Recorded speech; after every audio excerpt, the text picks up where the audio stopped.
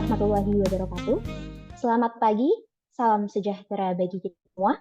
Salam Om Swastiastu, Namo Buddhaya, salam kebajikan.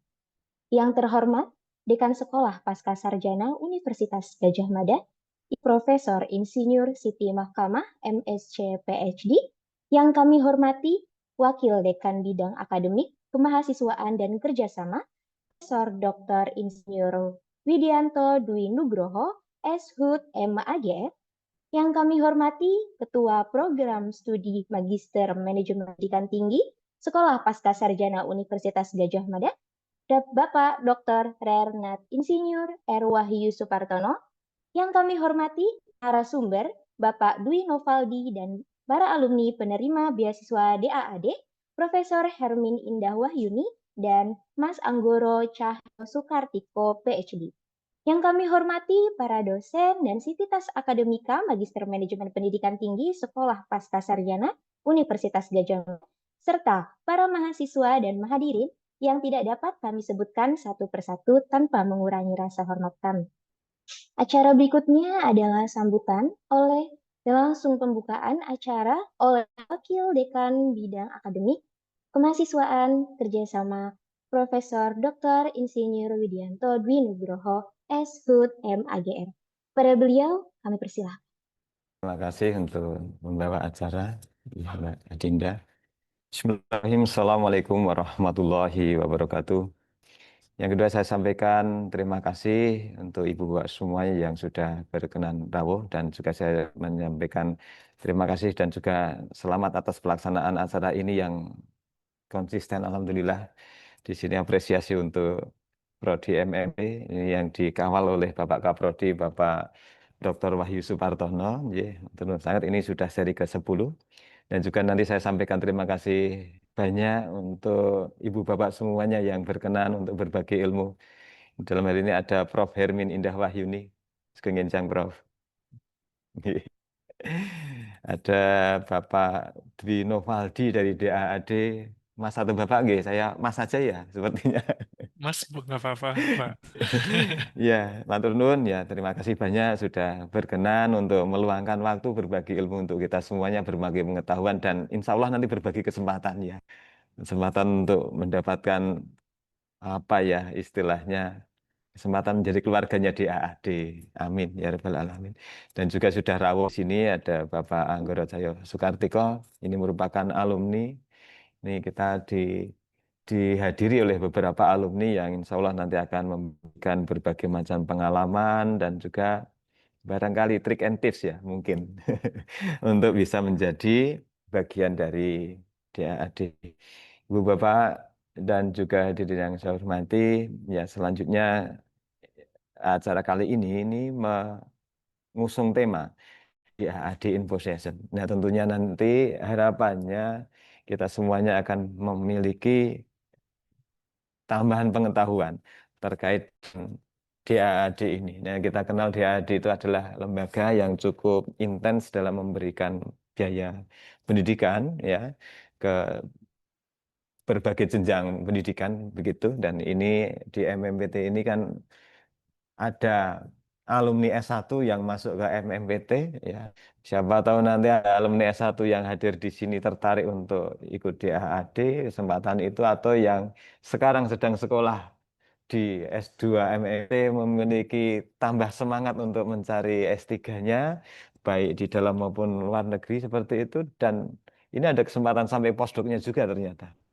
Jadi saya rasa ini merupakan kesempatan yang baik, dan mudah-mudahan nanti kita bisa saling berbagi terutama pada alumni, dan juga ini penting sekali langsung menghadirkan DAAD dari kantor pusat Jakarta. Tentunya ini merupakan kesempatan yang bagus, dan untuk Ibu Bapak yang memberikan materi pada pagi hari ini, saya sampaikan terima kasih. Mohon bisa berbagi di lingkungan Sekolah Sarjana. Kami atas nama Sekolah Pasca Sarjana tentunya mengucapkan terima kasih yang sebesar-besarnya karena sudah meluangkan waktu, kesempatan, dan juga ilmunya untuk dibagikan kepada kita semuanya. Dan mudah-mudahan nanti banyak di antara keluarga sekolah pasca sarjana Universitas Gadjah Mada yang kemudian bergabung menjadi keluarga DAAD. Kami juga menyampaikan izin, ini Bu Dekan kebetulan tidak bisa bergabung karena pada saat yang bersamaan juga ada ujian, ini sedang berturutan ujian tertutup di lingkungan sekolah pasca sarjana. Dan saya juga sekali lagi mengucapkan terima kasih kepada panitia, ya, selain narasumber tentunya juga panitia yang sudah sangat konsisten bersama Bapak Wahyu Supartono ya mengawal ini sampai ke seri yang ke-10 ya, dan juga hadirin semuanya yang berpartisipasi dalam acara kali ini. Mudah-mudahan acara ini memberikan manfaat untuk kita semuanya, memberikan keberkahan dan juga nantinya memberikan dorongan ke kesuksesan kita semuanya. Mungkin itu saja yang bisa saya sampaikan. Ada kurang lebihnya saya mohon maaf. Aku kalam ya. Assalamualaikum warahmatullahi wabarakatuh. Waalaikumsalam warahmatullahi wabarakatuh. Terima kasih kepada Bapak Profesor Dr. Insinyur Widianto Dwi Nugroho, SHUT MAGR yang telah menyampaikan sambutan dan menyapa para peserta PT Talks ke-10 ini.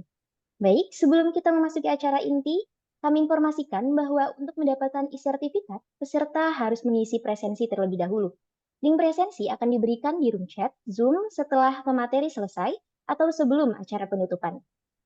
Baik, tibalah saatnya kita memasuki acara inti yang kita tunggu-tunggu, yaitu pemaparan materi DAAD Info Session oleh narasumber kita, Bapak Dwi Novaldi, perwakilan dari DAAD Asia, dan juga kita akan menyimak pengalaman dari alumni DAAD di bidang sosial humaniora, yaitu Profesor Hermin Indah Wahyuni, dan alumni DAAD di bidang agro, yaitu Bapak Anggoro Cahyo Sukartiko, PhD.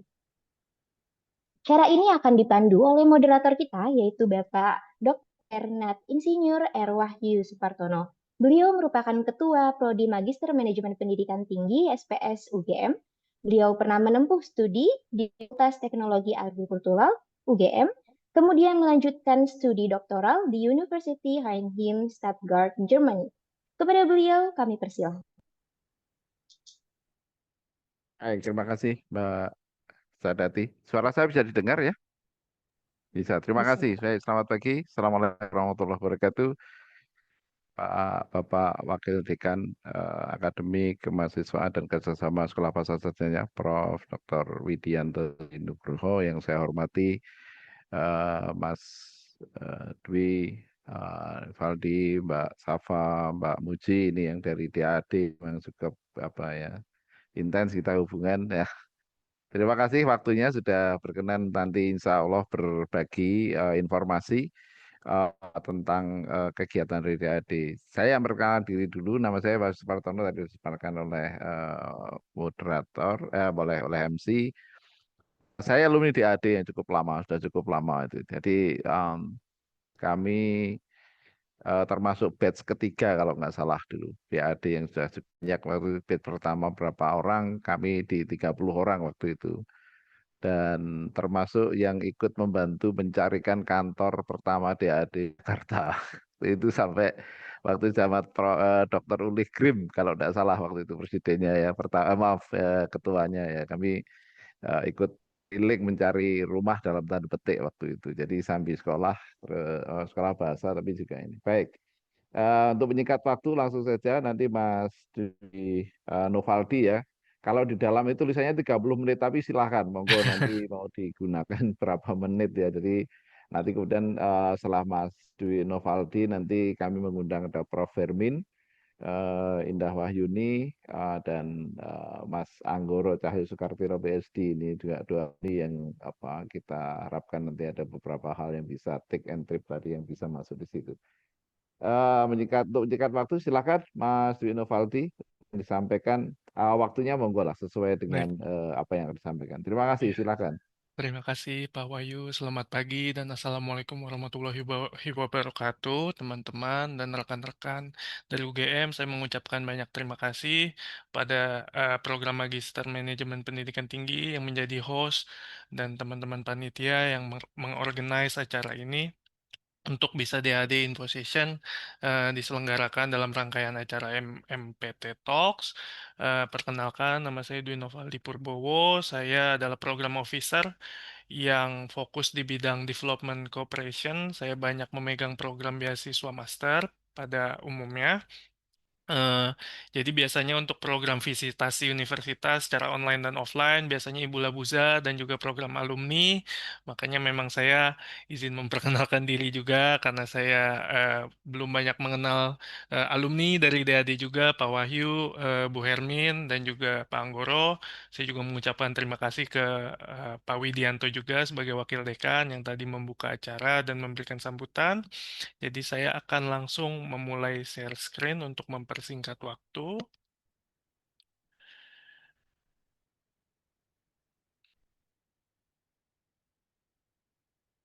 Ya, semoga layar saya sudah terlihat oleh teman-teman dan rekan-rekan semua. Betul, jadi isi dari materi yang akan saya bawakan hari ini sekitar ada 7 poin, jadi lumayan padat. Tapi saya akan sebisa mungkin menjelaskannya secara singkat dan juga jelas. Yang pertama itu fakta mengenai Jerman, yang kedua informasi sedikit mengenai DAD atau German Academic Exchange Service, ranah kerja kami dan juga tugas-tugas kami. Yang ketiga mengenal mengenai sistem universitas di Jerman, yang keempat mengenai studi di Jerman dan juga disambung dengan mengenai program doktoral di Jerman. Setelah itu ada peluang karir dan juga pekerjaan setelah studi di Jerman. Yang terakhir ada program beasiswa DAD yang sudah dibuka tahun ini yang bermanfaat bagi teman-teman semua jika ingin mengapply beasiswa DAD. Saya langsung mulai ke materi yang pertama mengenai fakta mengenai Jerman. Jadi Jerman adalah rumah bagi inventions dan juga discoveries, penemuan di Jerman itu kalau teman-teman belajar bahasa Jerman dan juga belajar sedikit mengenai sejarah Jerman, jadi penemuan pertama di abad 14 itu adalah memang mengenai printing press. Jadi kalau kita sekarang bisa membaca buku, walaupun sekarang lebih arahnya banyak bahan materi itu digital, tapi kalau misalnya buku-buku fisik itu memang awalnya eh, yang menyupport dan bisa kita gunakan bahan-bahan literasi sekarang itu awalnya ditemukan oleh Johannes Gutenberg di abad ke-14. Lalu juga ada industri otomobil yang mungkin dari namanya Karl Benz dan juga Gottlieb Daimler itu sangat familiar untuk mobil di yang kita kenal sekarang itu ada Mercedes-Benz dan juga ada Daimler, juga kontak lens pada abad 18 juga ditemukannya dan juga untuk di bidang medis, teknologi medis ada X-ray yang ditemukan oleh Wilhelm Röntgen. Seperti kita kenal istilah ronsen sekarang itu memang ditemukan oleh Wilhelm Conrad Röntgen dan juga untuk obat-obatan itu aspirin ditemukan oleh Bayer dan juga pasta gigi juga ditemukan di Jerman. Jadi kehidupan kita sehari-hari memang banyak inventionnya adalah penemuannya ditemukan oleh di Jerman oleh orang Jerman. Seperti itu, begitu pula dengan televisi, model-model teknologi semacam scanner, chip card, airbag, dan MP3 di abad ke-19 juga ditemukan oleh orang Jerman maupun instansi di Jerman, institusi di Jerman. Ini juga yang brand-brand terkenal di Jerman kalau otomotif atau otomobil itu ada Mercedes, BMW, dan VW. Teman-teman atau rekan-rekan yang senang berolahraga, ada aparel olahraga juga yang terkenal di Jerman yaitu Puma dan Adidas. Kalau Siemens itu mungkin dulu kalau handphone perangkat semacam itu memang Siemens lumayan terkenal, tapi sekarang lebih ke arah ke medical devices atau medical technology. Kalau SAP itu perangkat lunak ya biasanya untuk sistem organisir perusahaan, manajemen perusahaan biasanya pakai perangkat lunak SAP dan juga untuk obat-obatan, drug risk itu ada Bayer. Mengenai international students di Jerman, data yang teraktual itu memang didominasi oleh warga negara India, Cina, dan Suriah. Sayangnya Indonesia memang belum termasuk dalam kategori international students terbesar yang berkuliah atau riset di Jerman. Dan juga mungkin 5 alasan kenapa kita mempertimbangkan Jerman sebagai alasan studi atau untuk menempuh studi dan juga riset. Yang pertama, high quality dan high international reputation. Ini memang sudah menjadi daya tarik Jerman juga, yang menyediakan pendidikan yang berkualitas dan merata untuk universitas-universitas di Jerman. Nanti saya akan jelaskan juga mengenai landscape perguruan tinggi di Jerman. Yang kedua, programnya internasional, jadi rekan-rekan sekalian tidak perlu khawatir bahwa harus menguasai bahasa Jerman terlebih dahulu untuk bisa menempuh studi atau riset di Jerman. Karena mulai untuk program postgraduate di Jerman banyak ditawarkan secara internasional atau yang medium of instruction-nya dalam bahasa Inggris. Yang ketiga, practice oriented studies. Ini didukung juga oleh salah satu jenis perguruan tinggi di Jerman, namanya University of Applied Science, yang memang banyak integrasi dengan industri dan juga perusahaan.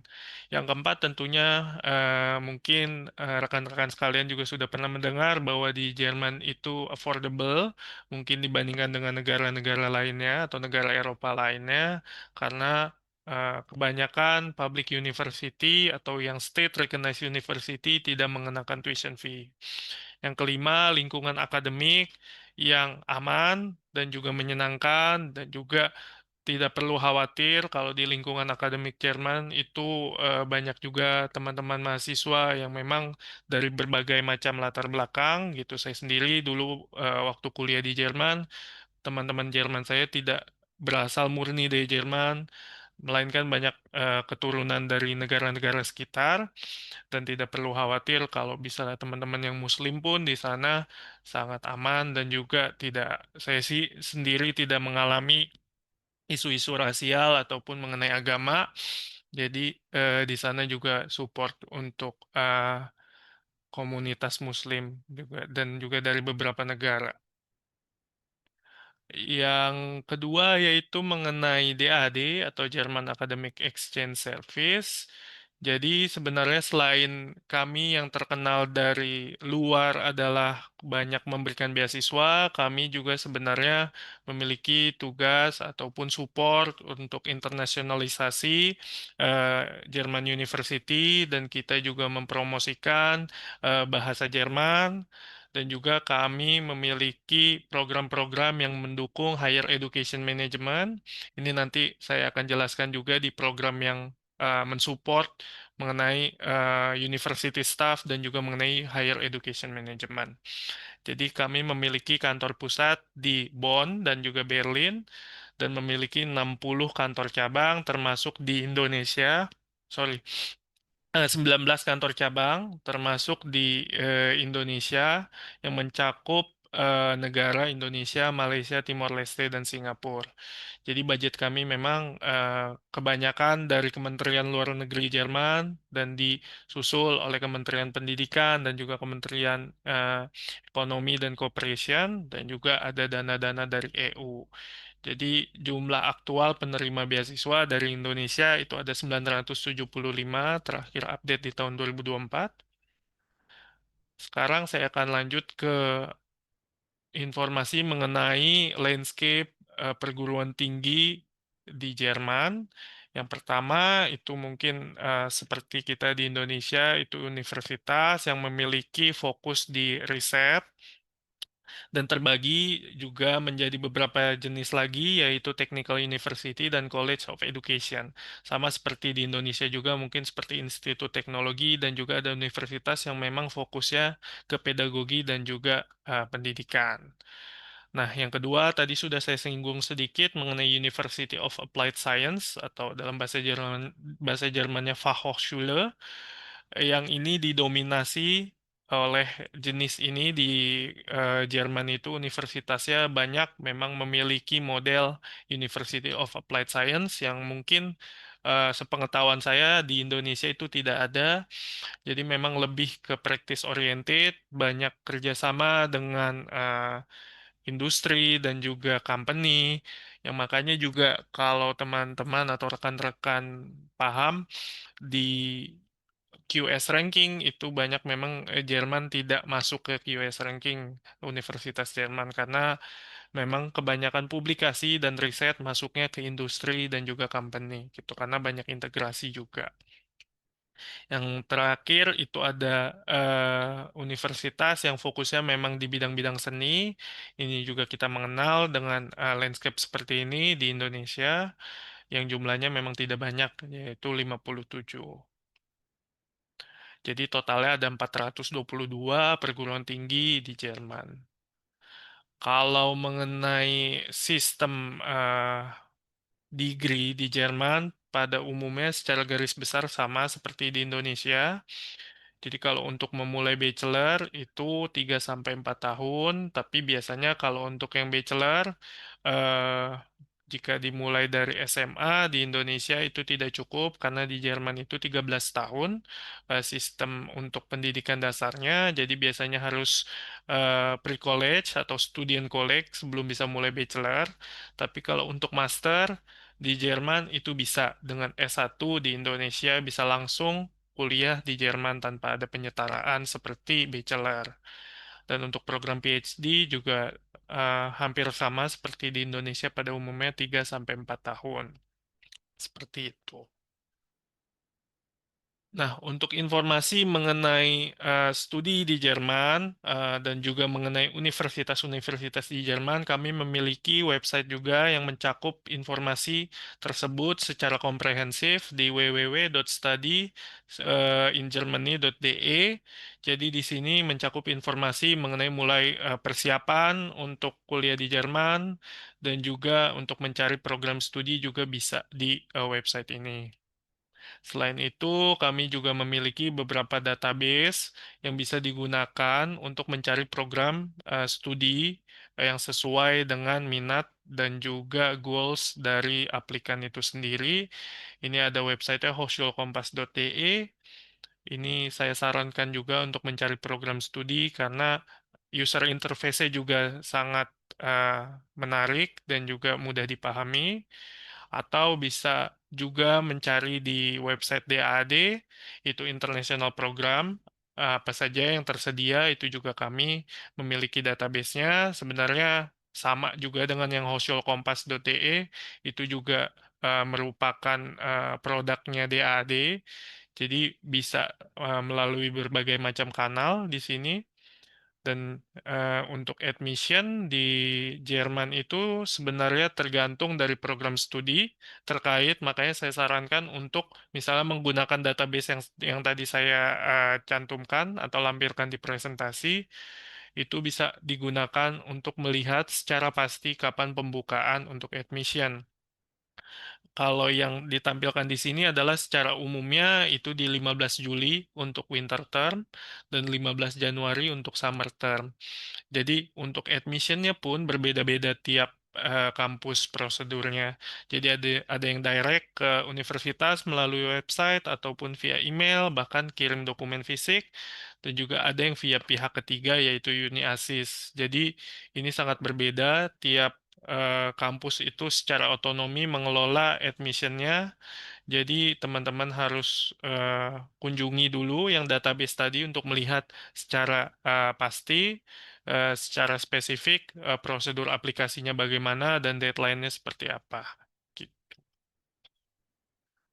Dan ini juga salah satu database yang bisa digunakan untuk mencari program studi dan ini kita biasanya bikin account dulu dan juga kita bisa wishlist program studi apa yang sesuai dengan minat kita dan juga nanti bisa langsung email ke program koordinatornya. Jadi ada nanti alamat email dari program koordinator program studi terkait yang bisa di-email jika memiliki pertanyaan gitu. Memang baiknya mengenai admission universitas itu ditanyakan langsung ke universitas terkait, bukan ke DAD karena mereka mengelolanya secara otonomi, jadi tidak ada persyaratan secara general dan bisa dijawab oleh DAD. Mengenai tuition fee tadi, mengenai kuliah di Jerman, pada umumnya di universitas negeri di Jerman itu tidak mengenakan tuition fee, namun kalau di daerah tertentu, contohnya di Baden-Württemberg. Mungkin juga Pak Wahyu juga dulu pernah di sana juga ya. Itu sebenarnya belum lama, tapi untuk international students dikenakan tuition fee juga di sana sekarang. Dan beberapa kampus terkenal seperti TU Munchen dan RWTH Aachen juga untuk beberapa program mengenakan tuition fee.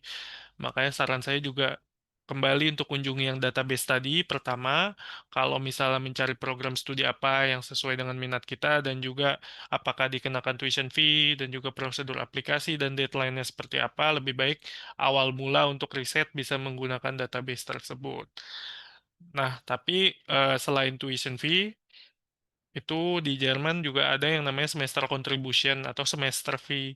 Ini biasanya hanya biaya administrasi saja yang biasanya sudah include dengan semester tiket atau public transportation access selama 1 semester di daerah tempat kita kuliah dan juga biasanya include juga dengan akses ke kantin dan juga untuk misalnya laundry service juga dulu biasanya saya pakai kartu mahasiswa yang sama yang saya bayarkan juga dalam semester contribution-nya.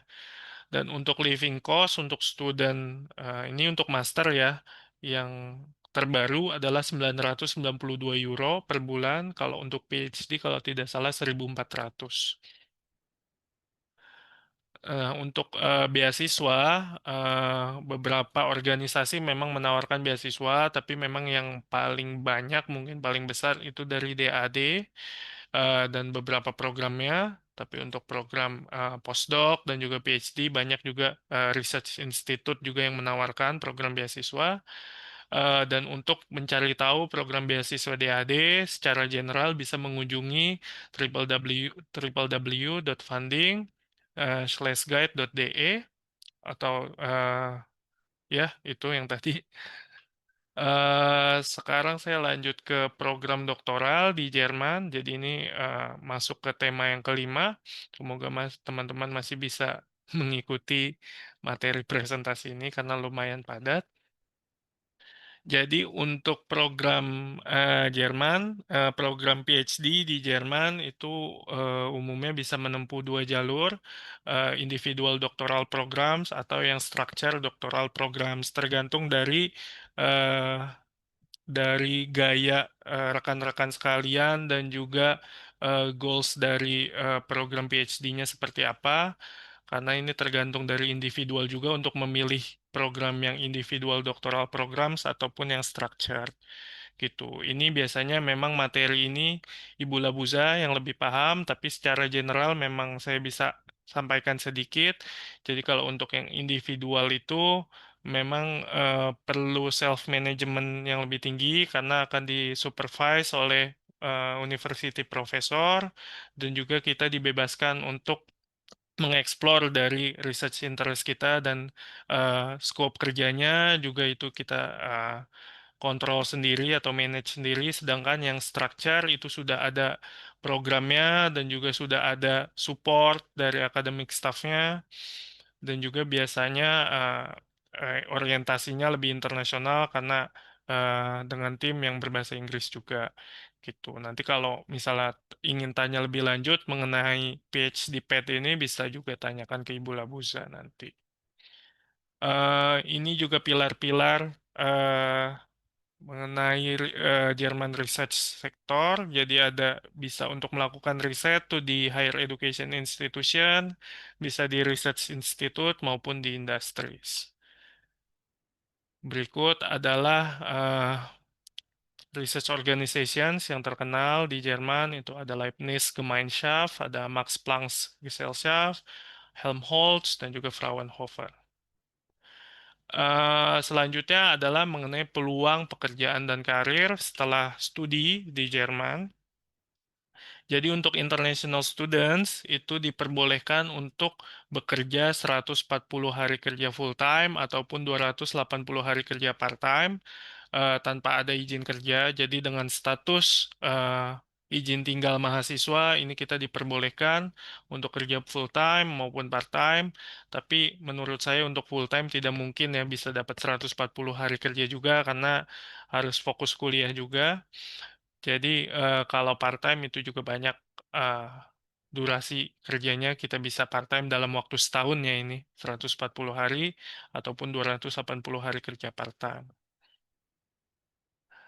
Nah, kalau misalnya setelah selesai studi, itu kita punya kesempatan untuk bisa meng-apply visa transisi. Jadi kita statusnya setelah kuliah adalah kan bukan mahasiswa lagi, tapi juga belum dapat pekerjaan. Itu ada visa transisi namanya yang berdurasi selama 18 bulan untuk kita bisa mencari kerja gitu. Jadi selama kurun waktu 18 bulan kita bisa mencari kerja untuk nanti kalau sudah mendapatkan pekerjaannya, kita bisa convert ke izin tinggal bekerja gitu. Jadi lumayan lama 1,5 tahun. Jadi kalau kita tidak berhasil mendapatkan pekerjaan dalam 18 bulan atau 1,5 tahun kita harus kembali ke Indonesia. Tapi pada umumnya sih bisa sih untuk mencari kerja dalam waktu 18 bulan. Tergantung individu juga. Dan untuk informasi mengenai portal untuk mencari kerja di Jerman bisa diakses juga di Make It in Germany seperti yang tertera di materi presentasi. Lalu lanjut mungkin ke program yang ditunggu oleh rekan-rekan sekalian mengenai DAD Scholarship. Jadi program apa yang tersedia untuk eh, teman-teman sekalian mulai dari bachelor program. Sorry, sebenarnya bukan untuk program untuk bachelor, tapi program yang bisa di-apply untuk mahasiswa tingkat bachelor, sampai program beasiswa untuk postgraduate dan juga postdoc, dan nanti yang program untuk training untuk higher education management staff. Jadi pada umumnya rekan-rekan sekalian bisa mengakses laman website untuk program beasiswa apa aja yang eligible untuk orang Indonesia itu bisa diakses di website DAD Indonesia. Atau misalnya untuk secara umum, teman-teman atau rekan-rekan sekalian bisa juga untuk akses di DAD Scholarship Database dengan biasanya input negara terkait di sini dan juga programnya apa gitu. Untuk master kah, untuk bachelor program kan nanti akan terfilter program apa yang eligible untuk orang Indonesia gitu. Nah, yang pertama ini University Summer Course. Ini adalah sebenarnya program berbahasa Jerman. Jadi ini semacam kursus bahasa Jerman di Jerman yang biasanya fokusnya adalah untuk kursus bahasa Jerman secara umum maupun kursus bahasa Jerman yang memiliki fokus di technical language atau terminologi tertentu. Contohnya untuk eh, bahasa Jerman untuk ekonomi, untuk hukum, dan juga untuk sains. Itu biasanya ditawarkan dalam program ini. Jadi biasanya programnya itu 6 minggu di Jerman atau 18 hari pengajaran, jam pelajaran. Dan juga di sini memerlukan skill bahasa Jerman B1. Jadi ini bisa di-apply juga untuk program bachelor. Jadi untuk mahasiswa yang masih di tingkat bachelor bisa apply program ini dan juga program master juga mahasiswanya bisa apply. Jadi biasanya deadline-nya ada di Desember tiap tahunnya dan sekarang belum dibuka untuk call for application-nya. Lalu lanjut di program pilot kami yang baru di launch tahun lalu. Jadi informasi sedikit untuk program master atau start di master. Untuk program DAD itu rata-rata memang sudah ada restriksinya atau sudah ada fokusnya sendiri, jadi tidak open ke semua bidang. Kebetulan ini program terbaru yang fokusnya memang di bidang sains, teknologi, engineering, dan matematik. Jadi ini teman-teman atau rekan-rekan sekalian yang baru lulus S1, yang masih fresh graduate bisa apply untuk program ini. Ini eligible dan bisa memilih 5 program master di bidang sains, teknologi, engineering, dan matematik selama kampus dan program studi tersebut tidak mengenakan tuition fee. Jadi memang yang di cover adalah living cost-nya gitu dan bisa dibilang full funded juga. Jadi batasannya atau yang perlu dipertimbangkan untuk rekan-rekan sekalian adalah memilih kampus dan program studi yang tidak mengenakan tuition fee saja dan juga harus di bidang STEM. Itu. Namun kami juga kalau dari yang Indonesia memiliki country specific requirement, yaitu GPA-nya ini standar di IPK di Indonesia ya, itu 3,2. Dan untuk bahasa Inggrisnya kami hanya menerima TOEFL IBT minimal 80 atau IELTS minimal 60. Namun lebih lanjutnya, lebih detailnya bisa langsung hubungi saya. Kebetulan saya kontak personnya untuk program ini dan juga saya menyediakan sesi konsultasi online juga khusus untuk program STEM. Jadi nanti rekan-rekan sekalian bisa akses juga program STEM seperti apa, requirement-nya seperti apa. Nanti jika memiliki pertanyaan yang lebih teknis, yang lebih spesifik, bisa ikut sesi konsultasi. Lanjut, ini juga program yang mana saya kontak personnya. Ini program sudah lama, yaitu program beasiswa postgraduate di bidang development. Jadi berbeda dengan program STEM yang tadi kita bisa memilih kampus dan jurusannya asalkan di bidang STEM.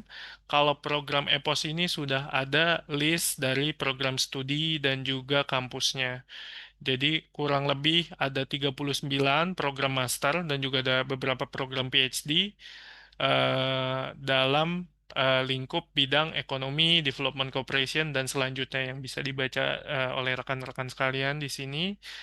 Jadi berbeda dengan program STEM, untuk program ini kita prosedur aplikasinya langsung ke program studi terkait. Jadi sudah paralel dengan aplikasi beasiswa. Sedangkan kalau yang STEM kita daftar ke eh, program beasiswanya terlebih dahulu, yang program STEM, yang saya lupa tadi menyebutkan bahwa sudah dibuka ya dan deadline-nya di 21 Oktober. Sedangkan untuk program EPOS ini lebih unik dan teman-teman perlu riset terlebih dahulu karena deadline-nya berbeda-beda dan prosedur aplikasinya berbeda-beda. Jadi mengikuti dari program studi yang ada di list program EPOS. Dan program ini sayangnya harus salah satu persyaratannya adalah harus memiliki pengalaman kerja minimal 2 tahun setelah lulus. Dan itu akumulatif, jadi itu persyaratan wajib program EPOS, sedangkan kalau yang STEM tadi bisa untuk fresh graduate. Jadi disesuaikan saja dengan minat dan juga background masing-masing aplikan yang mana yang lebih sesuai. Lalu untuk rekan-rekan sekalian yang kuliahnya atau S1-nya di bidang social science, politik, dan juga ekonomi, dan juga development, ini ada juga program beasiswa yang sudah lama, namanya Helmut Schmidt Program, fokusnya di bidang public policy and good governance. Dan sama seperti program EPOS, sayangnya list kampus dan juga jurusan sudah ditentukan. Hanya ada 7 jurusan aja di program ini yang mencakup di social protection, development and governance, public policy, peace and conflict studies, management in non-profit organization, development studies, dan yang terakhir governance and public policy. Ini sistem aplikasinya atau prosedurnya sama seperti EPOS, jadi langsung ke program studi terkait, dan ini deadline-nya serentak, kebetulan sedang dibuka, dan deadline-nya di akhir Juli nanti. Jadi bagi rekan-rekan sekalian yang tertarik, nanti bisa juga booking konsultasi dengan saya untuk program ini juga, atau kirim email juga bisa. Jadi eh, untuk application time tahun ini itu deadline-nya sebentar lagi. Jadi kalau misalnya baru mempersiapkan sekarang mungkin agak sulit ya. Cuma kalau misalnya persyaratannya sudah banyak yang dipenuhi, itu mungkin masih berkesempatan untuk apply tahun ini. Yang ini juga program PIC-nya saya mengenai In-Country In-Region Scholarship Program. Ini yang membedakan adalah beasiswa juga, full funded juga, tapi program postgraduate-nya itu di salah satu partner institution di Southeast Asia University. Jadi bukan di Jerman kuliahnya, melainkan di eh, negara-negara di Asia Tenggara. Jadi biasanya kita sudah di awal ada selection mengenai partner institutionnya. Kebetulan UGM juga dengan prodi Geological Engineering terpilih gitu ya untuk biasanya 3 tahunan gitu. Jadi selain di UGM, teman-teman juga atau rekan-rekan memiliki kesempatan untuk berkuliah di Thailand di ASEAN Institute of Technology, jurusannya di Gender Studies dan Natural Resource Management. Jadi ini juga jurusannya sudah ditentukan dan universitasnya juga. Lalu bisa juga di CRK. CRK kan payung organisasinya ya untuk di bidang-bidang agriculture. Itu universitasnya yang menjadi partner adalah ada di Los Baños, ada juga di UPM Malaysia, University Putra Malaya, di IPB juga ada gitu. Jadi ini contact personnya saya sendiri dan biasanya call for application-nya di akhir tahun, biasanya di November deadline-nya. Itu untuk program in country dan in region. Nah, ini salah satu benefit juga untuk program in country in region scholarship. Jadi, selain kuliah di Southeast Asia University, di partner institution kita, jadi untuk penerima beasiswa ini juga memiliki kesempatan untuk mengikuti program summer course atau summer school di Jerman, sama biasanya 6 minggu juga, yang fokusnya atau orientasinya lebih ke bidang-bidang yang terkait dengan development juga sebenarnya, berbeda dengan program summer course yang saya awal jelaskan. Itu kan fokusnya memang untuk kursus bahasa Jerman, sedangkan ini dalam bahasa Inggris dan juga penerima beasiswa in country in region khusus bisa untuk mendaftar program ini juga. Jadi memiliki kesempatan untuk summer school di Jerman selama 6 minggu kurang lebih. Lalu ini ada banyak juga programnya untuk program master seperti yang saya sampaikan di awal. Jadi sudah ada segmentasinya. Kalau ini khusus untuk bidang arsitektur, musik, dan juga performing arts dan bidang-bidang seni lainnya. Jadi ini sama seperti STEM, prosedur aplikasinya daftar dulu ke DAD-nya, itu melalui portal kita dan bisa memilih 5 program juga. Dan ini salah satu persyaratannya juga bachelornya harus inline dan juga harus linear dengan program master yang akan dilamar. Gitu. Mengenai language requirements-nya itu tergantung dari admission requirement dari program studi masing-masing. Karena bisa berbeda-beda untuk persyaratan mengenai English proficiency-nya. Tuh, ini kontak personnya Ibu Labuza, jadi nanti bisa booking sesi konsultasi juga atau email langsung ke Ibu Labuza kalau ada minat dan juga pertanyaan yang terkait dengan program ini, bisa langsung ditanyakan ke Ibu Labuza. Lalu ada juga program beasiswa untuk doktoral, untuk PhD. Kalau tadi program master sudah ada segmentasinya sendiri, kalau program PhD itu bebas untuk field of study-nya, tidak dibatasi seperti program master. Dan ini contact person-nya Ibu Labuza, jadi kami setiap program sudah ada contact person-nya masing-masing. Jadi kalau informasi yang lebih detail yang ingin ditanyakan bisa langsung ke person in charge-nya masing-masing dari tiap program. Lalu kalau untuk program PhD ini, yang doktoral biasanya terbagi menjadi dua. Jadi yang doktoral pada umumnya 3 sampai 4 tahun, full doktoral di Jerman.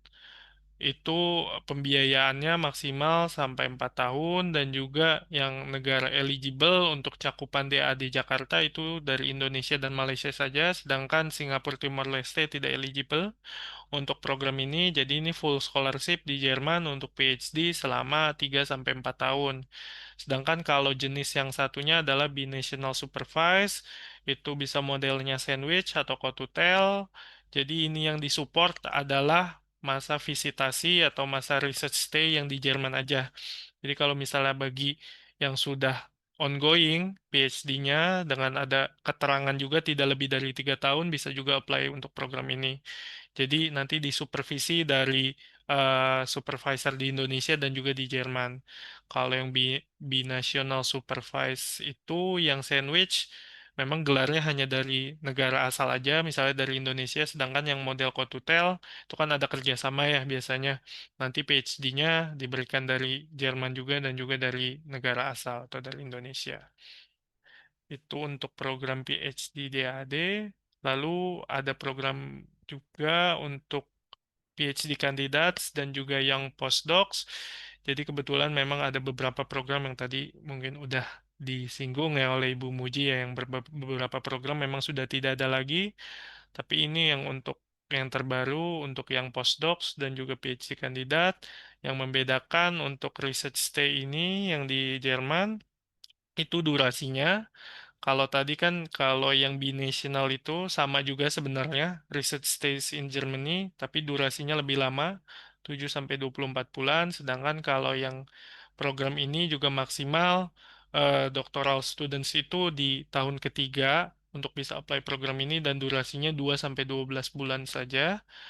Dan juga untuk yang postdocs, ini sayangnya programnya yang sekarang hanya terbuka bagi yang memiliki PhD tidak lebih dari 4 tahun yang lalu. Tuh, dan durasinya yang diperkenankan itu 2 sampai 6 bulan. Dan deadline-nya juga untuk program ini berbeda. Kalau yang atas itu yang untuk doctoral students itu di 7 Oktober. Kalau yang postdoc ini ada di 3 April 2026 di tahun berikutnya dan fundingnya juga di tahun yang sama. Gitu untuk program yang postdoc. Lalu ini adalah program yang saya singgung di awal untuk Higher Education Management Programs atau untuk Higher Education Management Staff. Kami menyediakan program namanya DADDS atau Dialogue on Innovative Higher Education Strategies. Jadi kami menyediakan beberapa program training khususnya untuk sivitas akademik yang memang berkaitan langsung atau memanage langsung mengenai higher education itu. Jadi kami program trainingnya itu ada yang pertama International Dean's Course. Ini program training untuk dekan yang baru menjabat atau wakil dekan yang akan menjabat sebagai dekan nantinya. Gitu biasanya ini program ditawarkan 2 tahun sekali. eh dan juga program ini modelnya adalah ada seperti online-nya. Jadi blended programnya online di Indonesia gitu secara online. Nanti lalu ada kunjungan juga ke Jerman di universitas kerjasamanya, partner university-nya di Jerman. Dan juga nanti ada offsite base juga di negara yang menjadi partner juga. Jadi mungkin ada 4 macam pertemuan, 4 fase untuk program International Dean's Course. Dan yang kedua itu ada University Leadership and Management Training Program. Ini juga untuk eh, staf kampus, staf yang terkait dengan bidang manajemen dan leadership juga bisa apply untuk program ini. Ini tiap tahun ditawarkan. Lalu kalau Management of Internationalization ini khusus biasanya untuk staf International Office di kampus terkait. Ini bisa apply untuk program ini. Ini ditawarkan tiap tahun juga. Lalu untuk staf penjaminan mutu itu bisa ikut juga atau eligible untuk program Train on IQA atau International Quality Assurance. Dan yang terakhir ini program baru di-announce juga tahun ini di SLIDSEC ini adalah program untuk female, khusus untuk female vice rector yang akan nanti menjabat sebagai rector. Ini program baru juga, biasanya call for application-nya akan saya sebarkan karena ini diorganize langsung oleh pusat, jadi biasanya akan mengirim email ke saya juga, nanti biasanya saya sebarkan ke masing-masing universitas di Indonesia juga dan cakupan DAD Jakarta. Lalu yang kedua ada program NMT, biasanya ini eh, DS alumni, jadi yang bagi yang sudah mengikuti program DS training, nanti berkesempatan juga untuk menyelenggarakan program training juga dengan skala nasional. Misalnya dari UGM ada DS alumni dan akan menyelenggarakan National Multiplicator Training gitu untuk para dekan gitu. Jadi yang sudah ikut International Dean's Course, alumninya misalnya dari UGM akan menyelenggarakan dengan skala nasional, ini bisa apply untuk program NMT gitu. Jadi nanti budgetnya juga dari program DIES, tapi skalanya secara nasional. Lalu ini juga ada program, ini kontak personnya Ibu Muji, program kerjasama antara universitas misalnya di Indonesia dengan Jerman, tapi secara general untuk aplikasinya harus disubmit dari partner atau Jerman University-nya, bukan dari Indonesia gitu.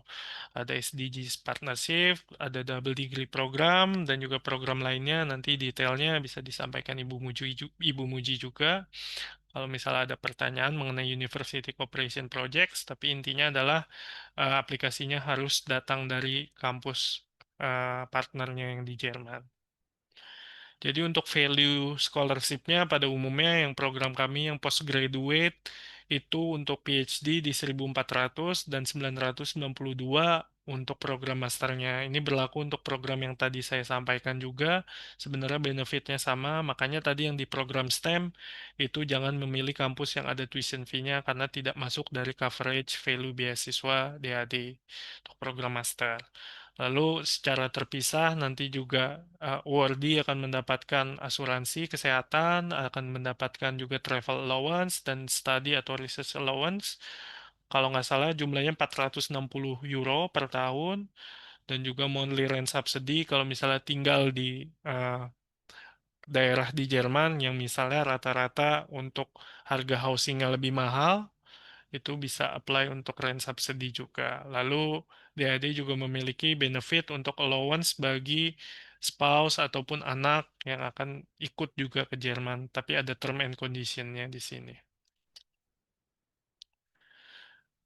Saya rasa saya hampir ada di ujung dari materi presentasi saya. Jadi seperti yang saya sampaikan tadi, tiap program memiliki PIC-nya di DAD Jakarta.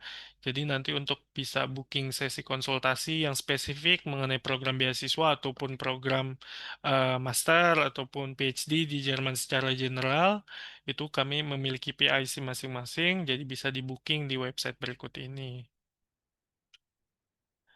Lalu ini adalah link-link yang berguna atau bermanfaat untuk rekan-rekan sekalian mencari informasi mengenai studi di Jerman ataupun program studi.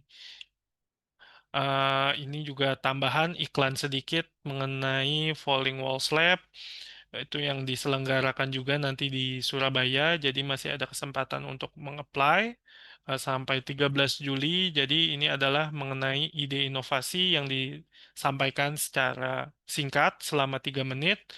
Yang ide-ide inovatif bagi teman-teman atau rekan-rekan sekalian yang memiliki ide inovatif selama 3 menit itu juga bisa mengikuti program ini. Nanti apa ya benefitnya kalau misalnya menang secara nasional itu nanti bisa ikut kompetisi Falling Walls Lab di Berlin.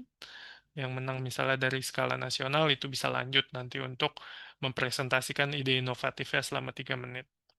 Itu jadi seperti ini hanya 3 slide dan ada masalah, ada identifikasi satu masalah dan juga satu solusi memiliki impact yang besar nantinya. Ini bisa ditanyakan ke kolega saya, Ibu Olivia.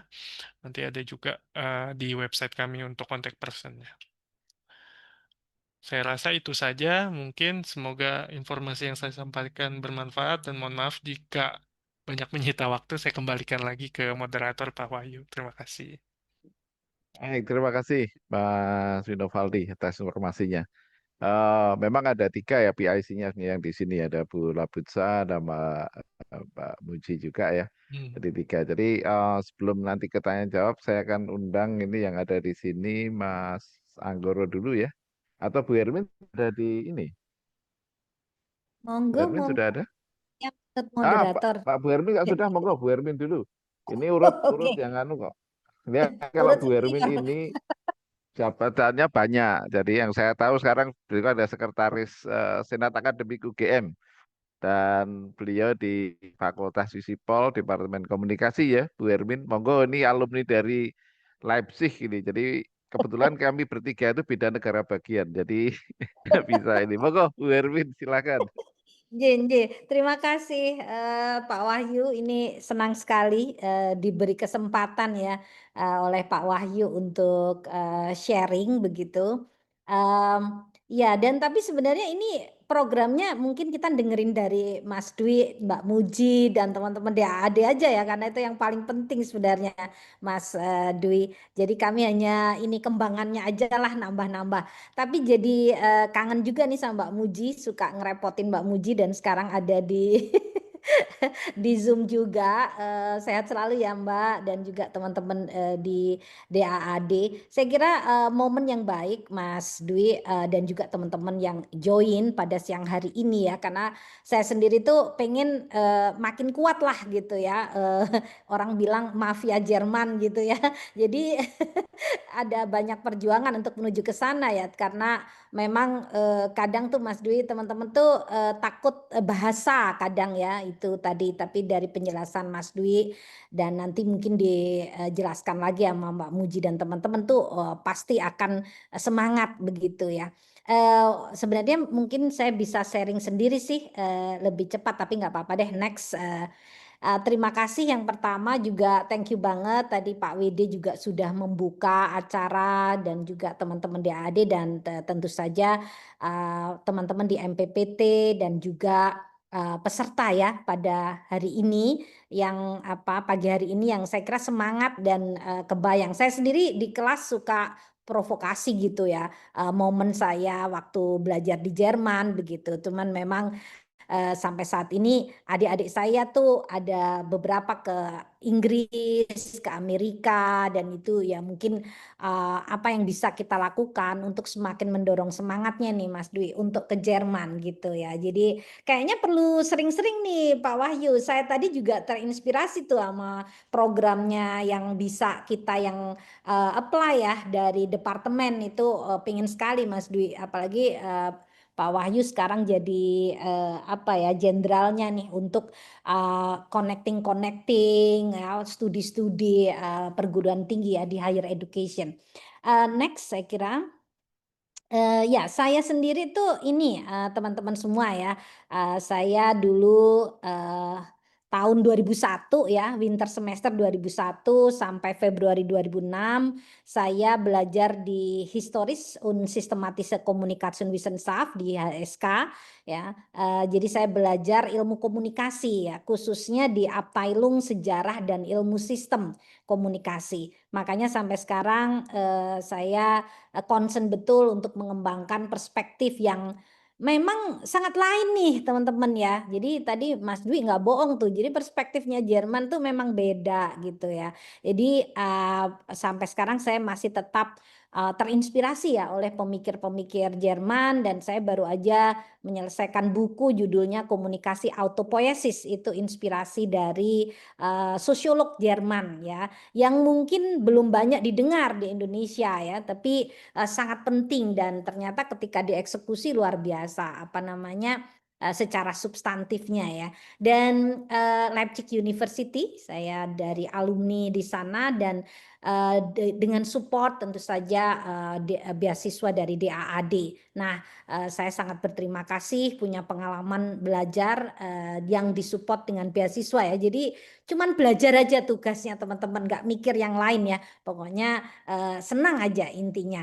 Next, saya kira ya ini kalau Universitas Leipzig ini memang khas sekali ya feelingnya, karena berdiri sejak tahun 1409 ya, dan kadang kita kalau di Indonesia tuh ngomong Leipzig, ya Jerman Timur gitu ya, Timur dan Barat itu. Padahal sebenarnya saya merasakan momen di mana waktu itu kan sebenarnya sudah lama ya persatuan Jerman, dan di Leipzig sendiri lagi momen program-program internasionalisasi ya, banyak sekali orang datang, dan profesor saya itu juga saya buru tuh pertama dari Münster University, dan kemudian dia ditugaskan di Leipzig. Jadi karena standar ya semuanya di Jerman, saya kira saya merasakan tidak banyak perbedaan, walaupun kalau di kita kan Mbak Emi tuh belajar di timur ya gitu ya. Nah, universitas saya juga dikenal dengan nama Karl Marx University. Wah, itu ngeri-ngeri sedap tuh kalau nyebut Karl Marx sebenarnya ya.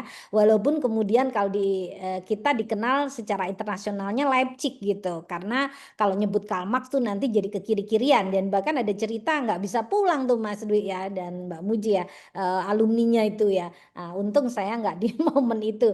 Tapi alumni terkenalnya saya kira luar biasa. Ada Einstein itu saya nggak tahu dia selesai atau alumni atau pernah gitu ya, karena kan gejolak perang waktu itu di sana. Ibu Angela Merkel saya kira belajar engineering di Leipzig, kemudian Goethe sendiri ya Wagner dan kemudian Friedrich Nietzsche ya, kalau teman-teman pernah sering dengar bahkan ya dengan puisi-puisinya yang luar biasa. Next.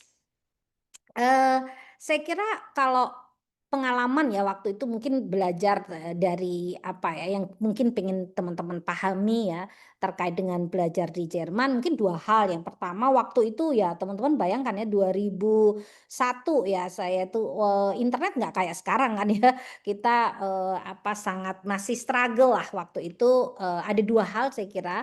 Pertama mencari target sekolah yang kita tuju gitu, dan kemudian melamar beasiswanya ya, karena waktu itu saya udah asisten di Departemen Komunikasi, sehingga saya masuk jalurnya itu mungkin yang kerjasama di AAD dengan Dikti ya waktu itu.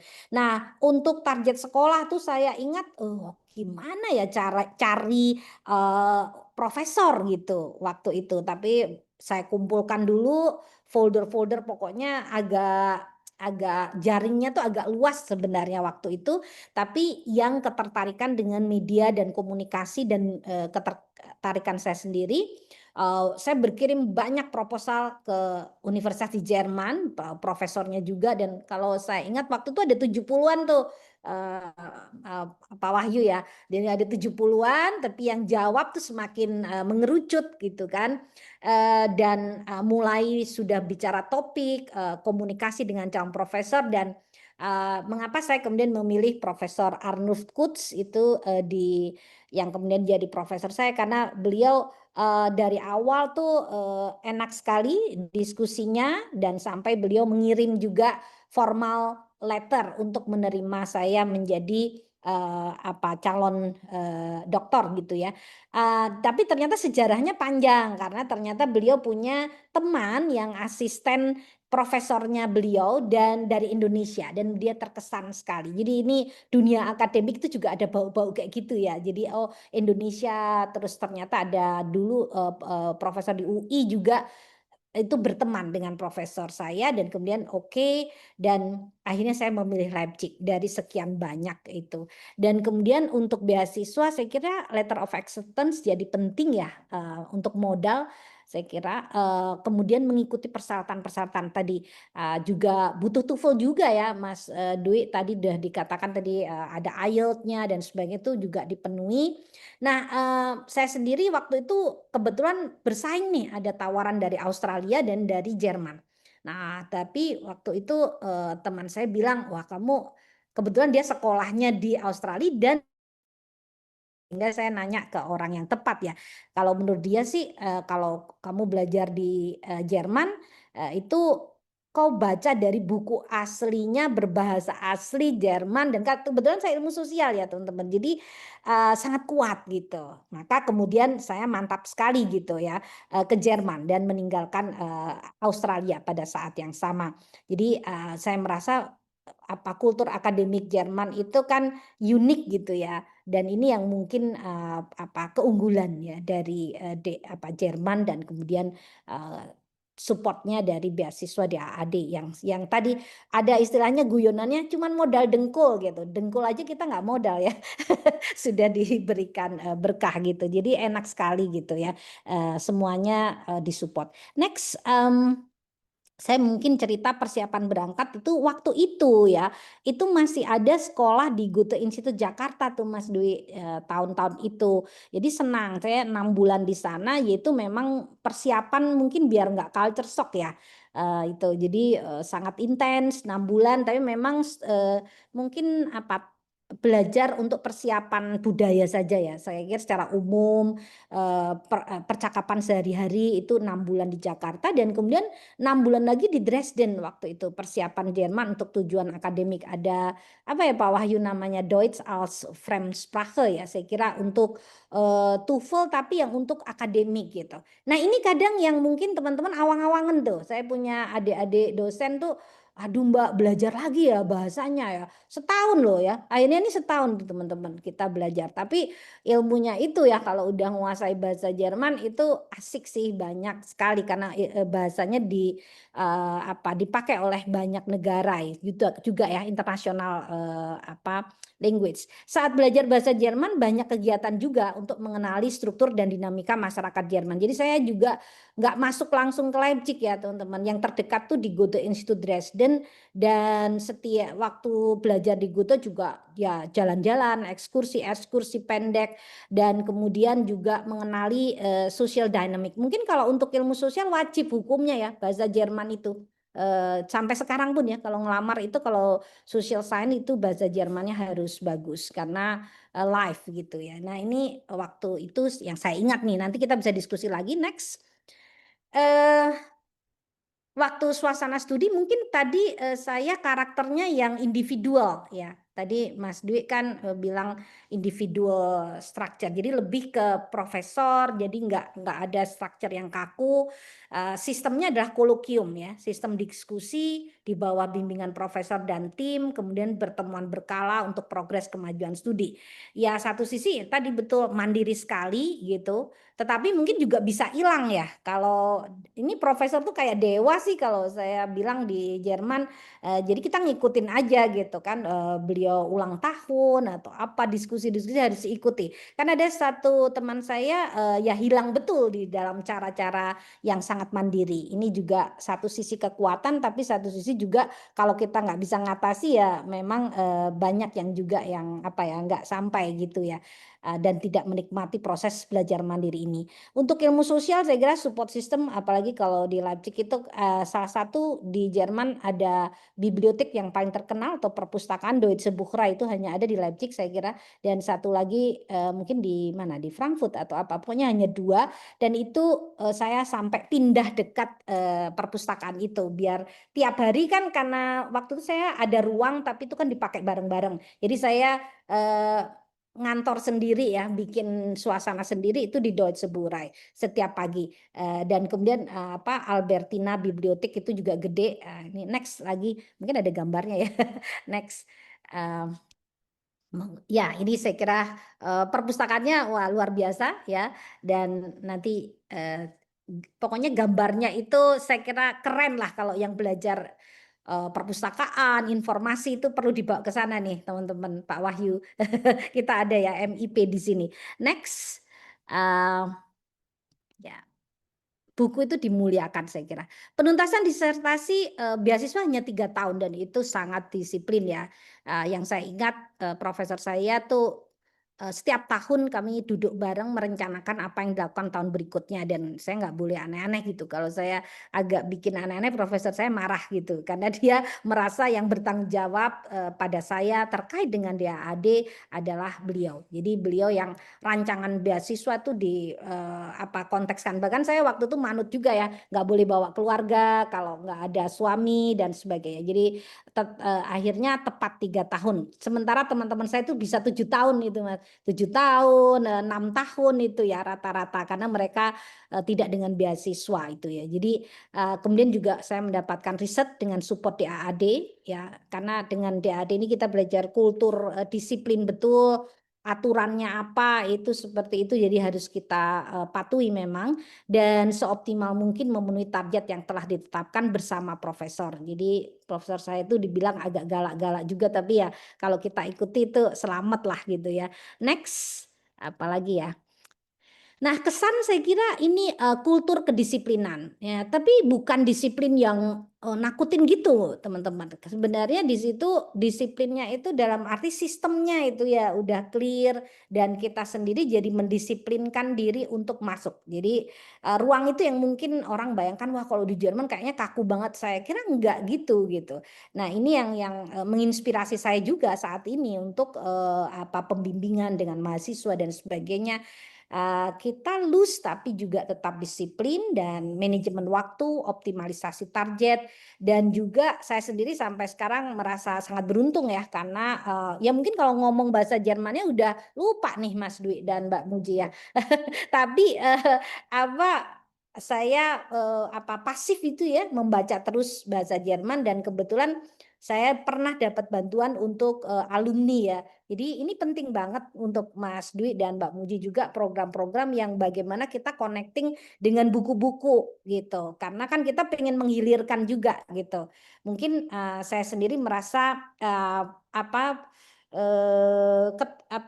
keinginan saya untuk merealisasikan menulis pemikir Jerman itu sangat terbantu dengan penguasaan bahasa Jerman ini. Dan ini mungkin jangan dianggap kelemahan ya teman-teman, walaupun nanti mungkin Mas Anggoro atau teman-teman yang lain yang dengan beasiswa dengan international program mungkin tuh pakai bahasa Inggris ya, lebih banyak pakai bahasa Inggris. Tapi saya sendiri yang pakai bahasa Jerman, tapi waktu presentasi dan semuanya itu bahasa Inggris memang udah hilang ya waktu itu karena kita selalu pakai bahasa Jerman. Kemudian kemandirian dalam banyak hal sangat dibutuhkan, dan belajar dengan beasiswa DAD saya kira memberikan pengalaman dan kesempatan yang sangat bagus teman-teman ya. Karena program-program yang sustain dan beragam ya. Program departure, kemudian selama program studi juga kita ketemu dengan kolega-kolega kita dari banyak negara, hingga alumni itu juga banyak sekali programnya. Seperti hari ini saya kira juga bisa kita lanjutkan lagi ya Pak Wahyu ya. Tadi saya sendiri agak ketinggalan dengan banyak program. Mungkin sampai Mbak Muji bosen kali ya kalau share untuk post program ya. Saya sudah harus bersaing dengan yang baru-baru gitu kan, alumni baru. Sementara saya udah lebih dari 10 tahun, itu saya kira agak sulit untuk engage. Tapi saya tetap kangen nih Mas Dwi ya, kalau udah di Jerman ini tetap kekangenan itu ada. Saya kira itu yang saya bisa sampaikan. Nanti kita kembangkan diskusi lagi. Mungkin terakhir apa ya? Ada gambar-gambar aja ya dikit. Next. Ya, ini saya kira ini yang saya anggap kantor saya karena saya sangat mandiri waktu itu. Ini saya kira di di Deutsche Buchreihe, dan juga kecantikan Leipzig yang kalau orang Jogja saya sendiri merasa sepertinya Jogjanya Jerman itu ya, di Leipzig, Dresden ya, di arah timur itu. Ya, thank you banget Pak Wahyu, moga-moga sedikit Terima bisa kasih. share ya. Ya, Makasih. terima kasih Bu Hermin atas waktunya. Ini mohon maaf karena waktunya mungkin nanti agak kelojok sedikit ya rekan-rekan menghadiri di sini. Berikutnya nih ke Pas Anggoro ini. Ini beliau dari alumni Göttingen, jadi sudah beda negara bagian lagi ini. Monggo Pak Anggoro. Matur nuwun Pak Wahyu, mudah-mudahan suara saya sudah terdengar dengan jelas. Yang pertama tentu saja saya sampaikan terima kasih kepada MMPT yang juga telah sukses melaksanakan talk-nya sampai yang ke-10, dan tentu saja kepada DAD yang memberikan kesempatan ya kepada saya untuk bisa belajar dan mendapatkan pengalaman yang luar biasa selama di Jerman.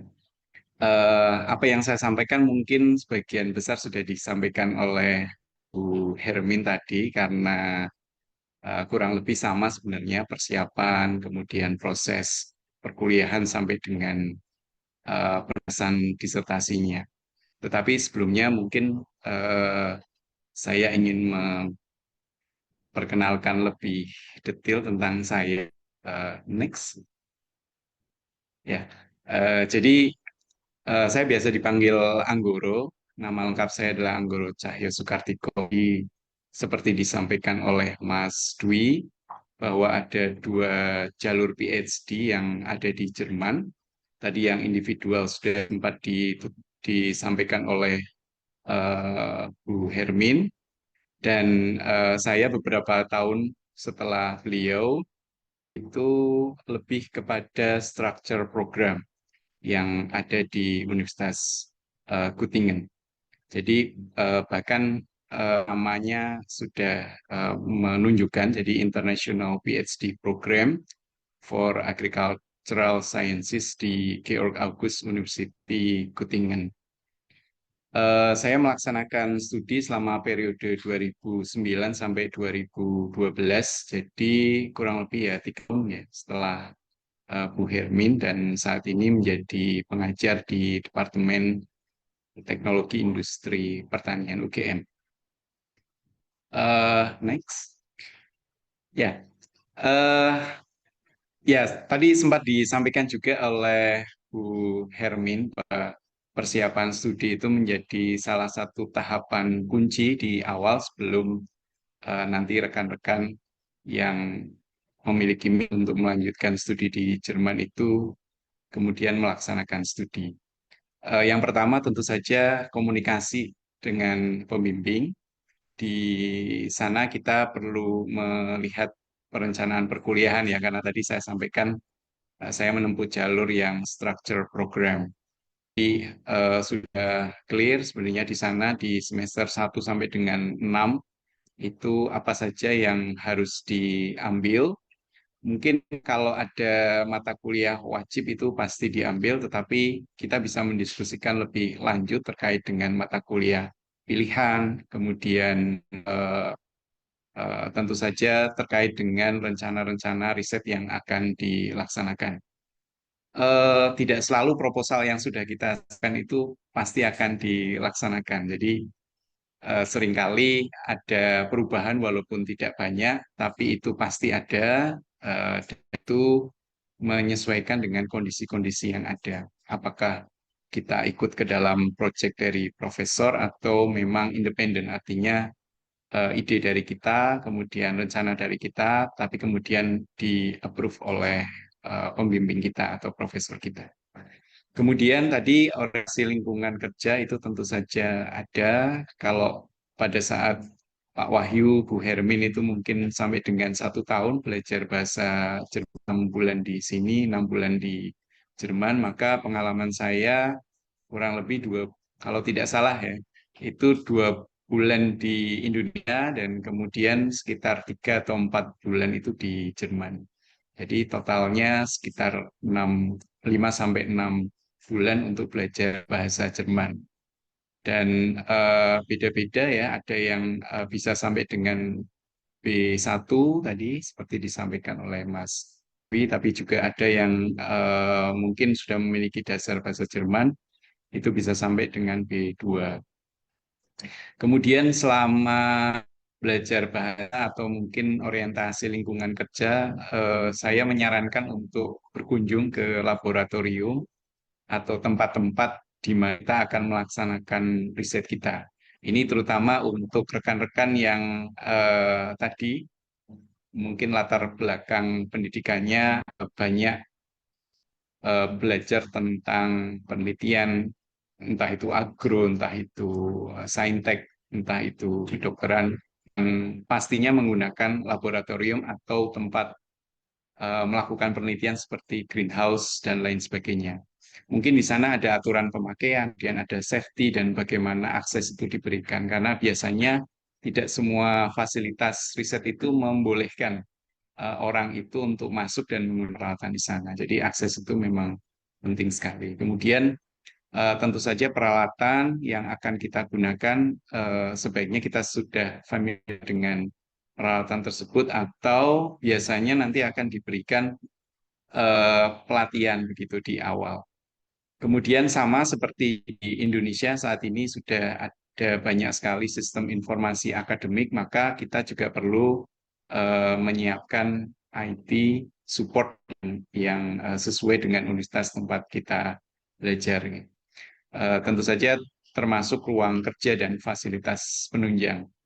Ini sama seperti yang disampaikan oleh Bu Hermin sebelumnya, di Jerman, hampir di semua universitas itu perpustakaannya sangat baik, punya layanan terintegrasi, artinya tidak kalau buku yang kita cari tidak ada di perpustakaan universitas kita, itu kita bisa mencari di database universitas yang ada di Jerman dan kemudian mereka mengirimkan ke perpustakaan di universitas kita. Ya, paling tidak ini adalah pengalaman saya peroleh ketika belajar di sana. Jadi mungkin 2-3 hari setelah kita pesan itu bukunya sampai dan kita bisa belajar. Walaupun sekarang mungkin sudah banyak ya e-book yang bisa diakses.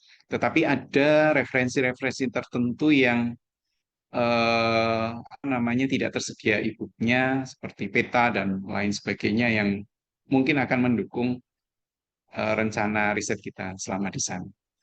National Office tentu saja karena kita akan banyak memperoleh informasi di sana dan tentu saja Mensa atau kan karena biasanya tidak semua apa peserta belajar itu kadangkala bisa atau memiliki waktu luang untuk memasak sendiri paling tidak di saat siang hari. Begitu. Next. Untuk kegiatan perkuliahannya seperti saya sampaikan tadi karena sudah structure jadi paling tidak ada beberapa area. Yang pertama adalah progress report di mana kita setiap semester atau setiap tahun itu perlu memaparkan kemajuan studi kita di salah satu kolokium atau seminar hasil yang memang diselenggarakan di kelompok kebidangan tersebut. Kemudian kita perlu mengambil beberapa mata kuliah yang terkait dengan metodologi, kemudian expert knowledge, artinya sesuai dengan riset yang akan kita laksanakan, dan juga soft skill, seperti bagaimana kita berkomunikasi dan menulis publikasi contohnya. Kemudian walaupun saya menyelesaikan program studi doktor, itu saya juga berkesempatan untuk mengikuti praktikum baik sebagai peserta maupun sebagai instruktur di sana. Jadi ini satu pengalaman yang menarik karena kemudian saya perlu mengkoordinir dan melaksanakan pemberian materi praktikum itu tidak hanya kepada mahasiswa asing, tetapi juga kepada mahasiswa lokal yang ada di sana. Dan itu pengalaman yang luar biasa karena sangat beragam. Kemudian selanjutnya, next. Untuk penelitian penulisan disertasi ini tentu saja perencanaan itu menjadi hal yang sangat penting. Manajemen waktu, kemudian alokasi sumber daya, termasuk peralatan ruangan. Karena bisa jadi peralatan yang akan kita gunakan itu juga dibutuhkan oleh mahasiswa yang lain pada waktu yang bersamaan, sehingga kemudian perencanaan dan penyesuaian terhadap hal-hal tersebut itu dibutuhkan. Itulah kenapa kemudian kita perlu berkomunikasi dengan pembimbing, kemudian kolega S3, S2, dan S1 kita, karena biasanya satu riset payung itu melibatkan tidak hanya S3 tapi juga S2 dan S1 termasuk laborannya. Kemudian fasilitas dari unit lain yang ada di sebut saja fakultas kita atau di luar fakultas kita ini juga perlu kita peta sehingga kemudian kita bisa memiliki akses ke sana, mempersiapkan penggunaannya dengan lebih baik. Dan yang tidak kalah penting itu adalah rencana cadangan karena tidak semua rencana itu pasti berjalan dengan baik, dan ini akan memudahkan kita untuk bisa menjalankan studi kita dengan baik dan tepat waktu.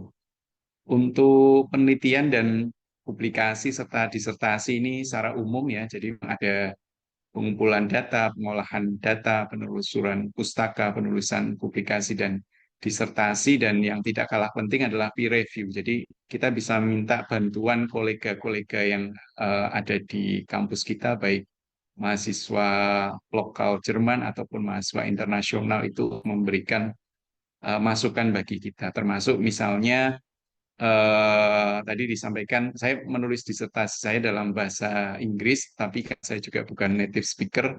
Tidak ada salahnya kalau kita meminta teman atau kolega kita untuk melihat juga, walaupun sekarang mungkin sudah banyak ya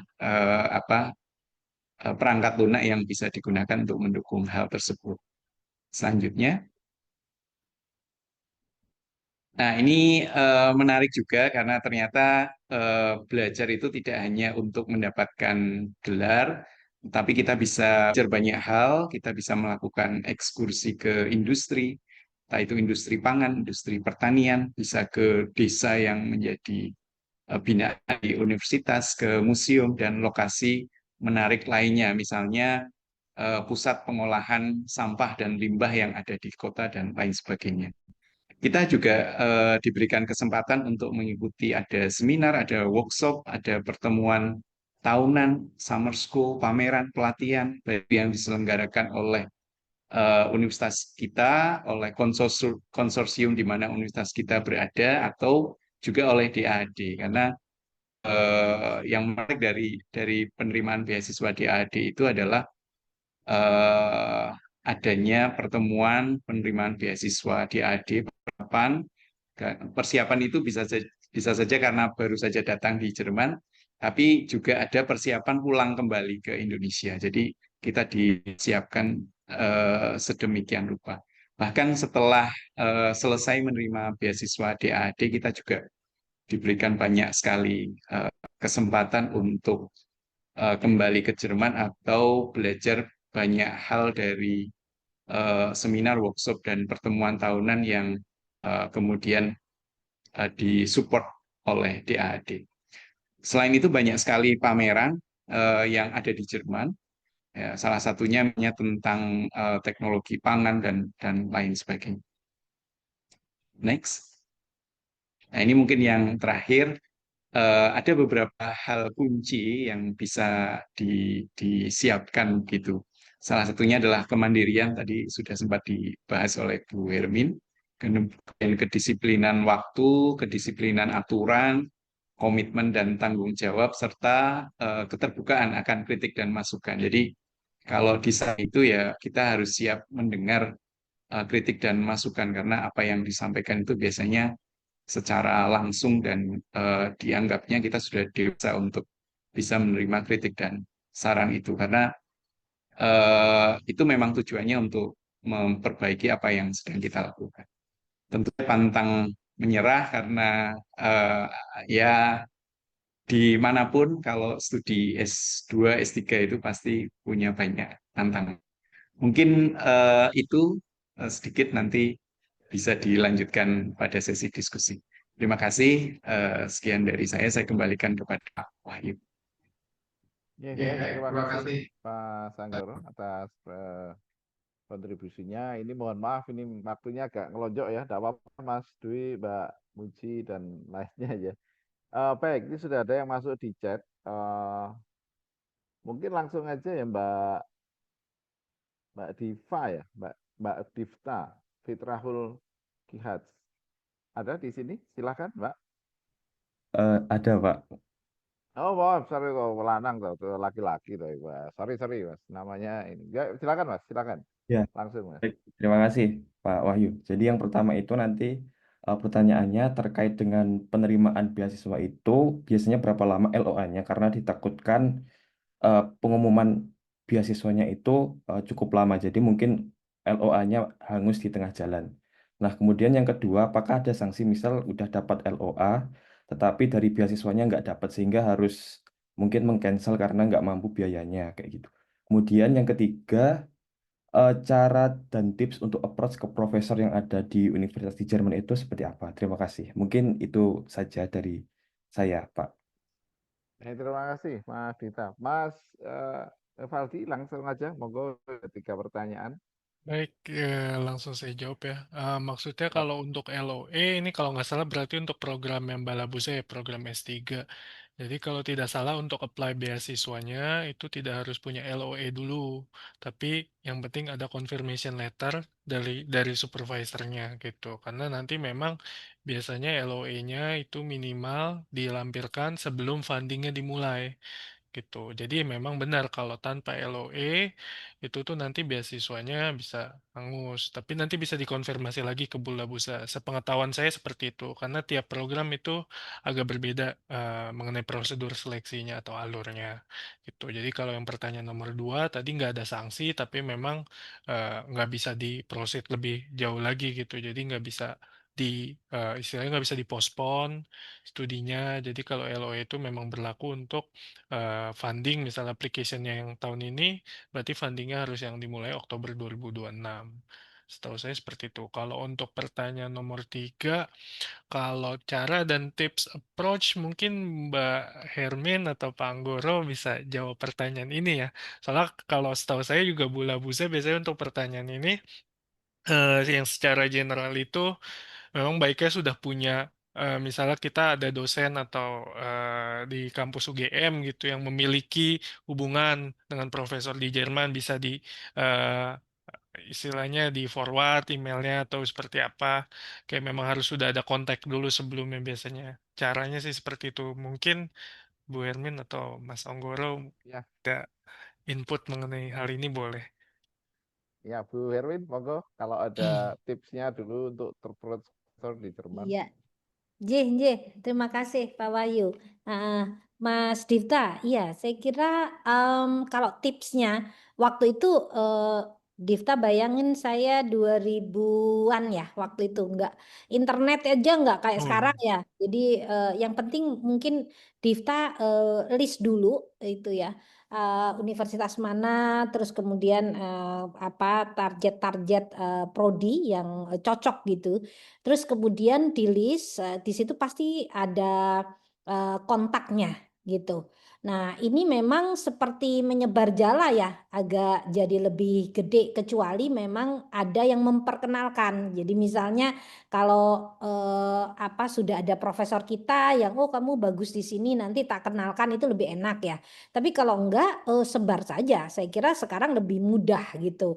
Disebar itu tadi saya ceritakan dari 76 awalnya. Terus ada nyantol tuh paling 9 lah Mas waktu itu. 9 ada yang bilang, oh saya bidangnya PR. Mungkin kalau jurnalisme bagus di sini. Oh itu jadi jalan sendiri kita gitu ya. Apalagi sekarang kalau apa connect dengan link ya, mungkin tuh lebih enak lagi.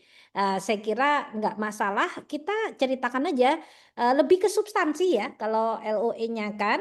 Jadi ceritakan aja terus rencana beasiswa memang waktu itu saya aja yang waktu bersama dengan teman-teman di DAAD tuh juga ada loh yang sampai mau berangkat tuh belum dapat juga ya. Itu ada. Tapi nanti dibantu carikan lah saya kira sama DAAD waktu itu. Tapi kalau saya sendiri udah makin mantap gitu ya. Karena kalau sudah mau ke kotanya ini gimana konteksnya itu lebih banyak persiapannya. Jadi no worries kayaknya tadi Mas Dwi kata kuncinya kan lebih berkait dengan connecting gitu. Jadi sudah connect dulu, udah tahu gitu bahwa kemudian LOA resmi biasanya nanti nyusul dari universitasnya. Di Jerman saya kira profesornya tuh tinggal telepon aja tuh. Oh ya, ini nanti saya terima gitu, Mas. Jadi no worries, dicoba dulu terus nanti akan semakin mengerucut. Tentu saja connect dengan profesor dulu ya. Misalnya di sini ada profesornya, di sana kayaknya gimana ya saya mau ke Jerman. Oh bidang-bidang apa. Syukur-syukur ada yang alumni Jerman. Jadi lebih spesifik lagi saya kira. Jadi pokoknya dicoba dulu aja Mas Dita. Ini apa namanya nggak terlalu yang apa rumit ya menurut saya. Tapi memang waktu itu saya hal yang paling sulit memulai untuk nyebar itu. Dan kau bayangin itu apa surat-suratnya itu juga nggak selancar sekarang. Kalau sekarang saya kira lebih bagus. Itu aja mungkin ya Mas Dipta dan Pak Wahyu. Makasih Pak Anggoro, monggo. Ini memang pengalamannya agak spesifik apa ya, berkeilmuan. Monggo Pak Anggoro, silakan.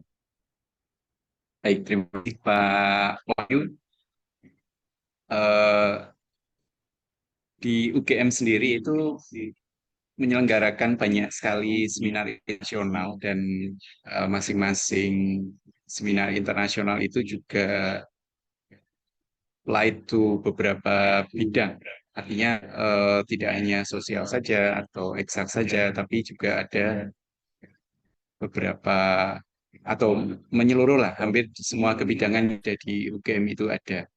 Nah, pembicaranya itu salah satu biasanya itu ada yang berasal dari Universitas di Jerman yang kemudian ketika kita sebagai mahasiswa atau alumni itu mengikuti kegiatan seminar atau conference internasional itu kemudian kita bisa memiliki kesempatan untuk kontak lebih dekat lah dengan beliau kalau kebidangan dan risetnya itu memang sesuai dengan rencana riset yang akan kita kerjakan di jenjang S2 atau S3 nanti.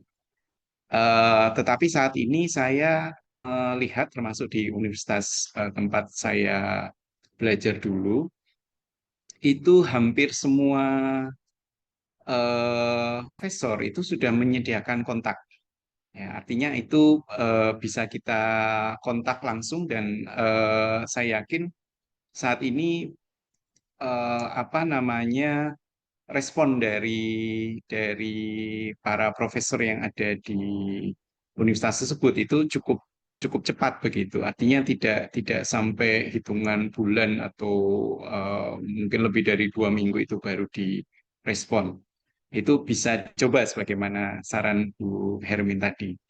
Atau bisa juga tadi ya menggunakan eh, himpunan alumni Jerman misalnya yang ada di Jogja, dan kemudian saya yakin anggotanya itu juga cukup merata bidangannya, dan apa namanya, saya yakin mereka akan dengan senang hati membantu rekan-rekan yang ada di UGM atau di Jogja itu untuk mengontak profesor yang sesuai dengan yang ada di sana. Walaupun mungkin tidak semua profesor itu sudah kenal dan lain sebagainya, tapi mungkin perkenalan dengan beberapa profesor yang ada di Jerman itu tidak selalu hanya berdasarkan pada kebidangan, tapi dari berbagai macam, termasuk misalnya pameran atau seminar dengan payung keahlian yang lebih beragam.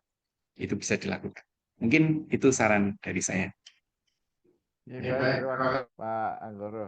Ya kebetulan Pak Anggoro itu ketua himpunan alumni Jerman di Jogja, jadi ketua IJY itu beliau itu. Jadi memang itu bisa digunakan sebagai salah satu sarana untuk profesor. Baik, karena ada masalah waktu, masih ada 2 pertanyaan yang akan saya berikan kepada Mas Rahmat yang berikutnya. Stiono, silakan Mas Rahmat. Terima kasih Pak Wahyu. Sudah terdengar nggih suara saya nggih? Oke. Perkenalkan Bapak Ibu, saya Rahmat Setiono, alumni MTIP UGM. Kebetulan saat ini saya bekerja di Dinas Perindak Sleman. Mungkin izin bertanya. Pertanyaan saya, apakah bisa disampaikan gambaran umum tentang studi di bidang kebijakan publik di Jerman? Kebetulan kan saya dari nopo latar belakangnya dari pemerintahan. Kemudian yang kedua, jika memungkinkan, apakah dari Bapak Ibu ada yang barangkali ada yang pernah berinteraksi dengan pengambil kebijakan di Jerman, itu mungkin bisa diceritakan ekosistem pengambilan kebijakan di Jerman itu seperti apa, dan mungkin apa saja yang bisa kita perbaiki di Indonesia. Mungkin itu dulu Pak Wahyu, matur nuwun. Ya, Mas Rahmat, ini kita pertanyaannya sidik nih, jawabannya so panjang ini. Secara umum saja, gambaran secara umum saja. umum, mungkin dari kemungkinan dari Mas Dwi dulu ya, Mas Dwi Novaldi tadi tentang beasiswa, nanti Iya, disusul saya Bu mungkin Hermin. di ranah beasiswanya aja ya Pak, Betul, karena pertanyaan beasiswanya Mas. Ya, nanti Betul. kalau ya Heeh. silakan. Kalau untuk beasiswa yang tersedia ini karena tadi backgroundnya disebutkan sudah master ya sepertinya ya di Indonesia, ini masih bisa juga untuk second master sebenarnya di program yang Helmut Schmidt Scholarship yang tadi fokusnya untuk social science, bidang politik, ekonomi, dan law, termasuk di program Helmut Schmidt itu ada jurusan public policy. Ada ditawarkan di Erfurt, itu public policy, dan juga ada di University of Passau. Jurusannya Governance and Public Policy. Jadi, tapi kalau untuk detailnya, course structure atau course description-nya, nanti bisa kunjungi websitenya langsung, karena nanti akan ada detailnya gitu, lebih arahnya kemana gitu. Tapi memang fokusnya kan ini eligible countries-nya untuk melamar program ini ada 120 negara lebih. Jadi memang condongnya untuk kebijakan publiknya memang fokusnya adalah untuk negara-negara berkembang. Sebenarnya bukan ke Eropa gitu. Tapi nanti lebih detailnya bisa langsung kunjungi ke websitenya. Mungkin kalau dari saya itu aja sih. Baik, terima kasih Ya. Mas Dwi Novaldi. Kalau tentang kebijakan, apakah Bu Hermin ada waktu 2 menitan gitu, kira-kira kebijakan di itu kayak apa sih, kebijakan publik? Silakan Bu Hermin. Ya, Mas Rahmat, kayaknya memang kalau ngomong kebijakan publik tuh Jerman itu jago banget gitu ya. Kalau kita dari sisi sekolah saja di higher education-nya, itu kerasa banget bagaimana pemuliaan publik itu tetap sangat kuat gitu. Jadi di tengah kita udah punya komputer semua, itu tetap ada ya Rechenzentrum istilahnya yang kita bareng-bareng disediakan gitu ya. Waktu saya balik ke Indonesia, saya punya kebijakan mau bikin ruang kayak gitu untuk memfasilitasi mereka yang mungkin belum punya komputer sendiri. Itu aja diketawain gitu Mas ya. Karena dianggap wah Mbak Ermin udah semua udah punya personal komputer gitu. Tapi di Jerman saya kira message bahwa publik itu sangat diperhatikan itu sangat kuat sekali gitu. Jadi mungkin perlulah itu benchmarking lah Mas ke sana gitu ya. Dan kalau saya sendiri tuh merasakan memang detail gitu. Kebijakannya itu detail dan SOP berkembang sangat detail tapi clear gitu di ujung. Jadi ketika kita punya masalah apapun gitu ya, kita ikuti aja gitu. Itu nanti clear di ujungnya. Nah, di Indonesia mungkin ruwetnya dapat gitu, tapi ujungnya itu loh yang belum gitu Mas Rahmat. Jadi saya sendiri pernah nih ya, sedikit ya mungkin pernah ketangkap itu Black Passengers itu karena nggak paham waktu itu baru 2 minggu di Jerman tuh kan. Jadi Schwarzpassagier namanya ya. Jadi saya tuh ngelewati wilayah yang seharusnya saya sudah dibayar gitu, sudah dibayarkan sama Gote untuk langganan, tapi saya tertangkap itu kan sama teman-teman 5 orang. Nah itu saya ikuti aja. Ada teman-teman yang bilang, aduh Hermin kamu gimana nanti paspormu kamu nggak bisa balik gitu. Tapi saya ikuti aja gitu ya. Itu aman gitu akhirnya, bahkan saya dikasih hadiah peta, besok lagi nggak boleh salah ya, tapi ya memang dapat surat judulnya Mangelhaft auf Deutsch itu, jadi surat tidak pintar berbahasa Jerman. Tapi itu jadi kenangan dan saya ngikutin betul proses bertemu orang-orang ya, memang disiplin Mas, keras gitu, apalagi kalau visa ya itu, tapi kalau kita sekolah dan clear itu kita banyak belajar. Monggo Mas Rahmat, moga-moga ada kesempatan belajar di Jerman ya. Ya. Terima kasih Bu Erwin. Ini sekali terakhir ini ya, terakhir dari Mbak Putri Nanda. Silakan karena masalah waktu ini udah lonjok berapa menit. Silakan Mbak Putri. Baik, terima kasih atas kesempatannya. Apakah suara saya bisa terdengar jelas? Bisa. Baik, selamat siang Bapak Ibu. Saya Putri Nanda Aisyah Noverinda Salsabila dari Program Magister Manajemen Pendidikan Tinggi. Saya ingin bertanya untuk program doktoral di Jerman. Menurut Bapak atau Ibu, ini dari sudut pandang profesor yang ada di Jerman, apakah proposal riset yang diajukan ketika mencari supervisor nantinya itu harus benar-benar matang dan juga spesifik sejak dari awal, atau justru boleh atau lebih terbuka juga dengan topik-topik yang masih fleksibel begitu, dan sehingga nanti bisa dikembangkan sewaktu bimbingan, dalam proses bimbingan begitu. Kemudian pertanyaan yang kedua, apakah pengalaman riset dan juga publikasi itu menjadi faktor utama, apakah jadi faktor penentu utama atau ada pertimbangan lain yang bisa diperkuat oleh pelamar, khususnya untuk mahasiswa yang di program sebelumnya magister itu mereka adalah fresh graduate, jadi belum punya rekam jejak akademik yang panjang begitu. Terima kasih.